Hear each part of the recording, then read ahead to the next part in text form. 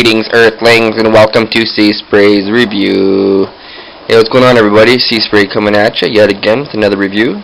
Today we're going to be looking at Transformers Universe Classics 2.0 Cosmos. Cosmos here is a legend-sized figure. He's an Autobot, and he is male, as you can obviously see, and I'm not going to point it out. Just kidding, folks. Color-wise, he's primarily green, as you can see. He does have some yellow and some red, some silver detailing in the chest, and the Cybertronian writing detail on the arms. He does have some blue trim on the arms, which act as his windows in his UFO mode, and his eyes are also blue. He doesn't have much color on the back here, pretty bland. And he also has the windows on his feet too. Okay, so posability, you can't really pose him too much. You can have him his legs spread a little bit, or you can have him crouch down, maybe on one knee if you balance him properly. His arms don't bend, they just kind of go up and down. You can have him doing a YMCA pose, you know, whatever you want to do. Other than that, you can't really do too much else. Just to mention, it does have some nice detailing in the hands here. You know, it's not just a solid yellow. It does actually have some definition and fingers and thumb and forearm, I guess, a little bit, and yeah, it's pretty nice little detail. Articulation, his arms rotate 360 degrees. His arms do not bend at the elbow whatsoever. His head does not spin at all, does not rotate. It does go up and down, and that's for transformation purposes only. His knees do rotate 360 degrees. You can spin it without this arm getting in the way. There you go. His knees do bend, and they actually bend up pretty high, and that's also for transformation purposes. But yeah, that's about it for articulation and posability. So we're just going to get right into transforming this little dude. So you just want to start up by just grabbing his arms here, and just bring his fist together. And this is actually the only part that actually snaps into place. Everywhere else just kind of holds onto the sides of these little rivets here and whatnot. Okay, so you just bring up his back piece here, and you kind of pull it back, and it kind of just pulls, and then pulls right to the back here. And then you just kind of push his head down, take his feet, and you kind of just bring him up like this, tuck him up. Pretty simple. There you go, pull him up. And you just kind of fit it into place, and that's about best you're going to do. It does not snap in whatsoever like the front of the arms here do. Alright, so this is his UFO mode, space shuttle, flying saucer. Pretty sweet. One of my personal favorites out of the Legend classic figures. It's pretty good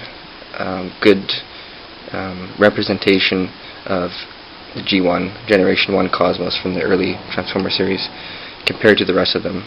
Brawn's pretty good too, actually, but other than that, this guy is probably one of the straight best ones, I guess. In my opinion, you know, you can have your own opinion, but that's what I feel. So yeah, so here you are. I'm just gonna put this little guy down. We're gonna do a couple of quick comparisons. Another Legends Universe figure, Beachcomber, and we're just gonna do a quick deluxe figure here. Universe Classics, or sorry, Classics 1.0 Rodimus. Take him out.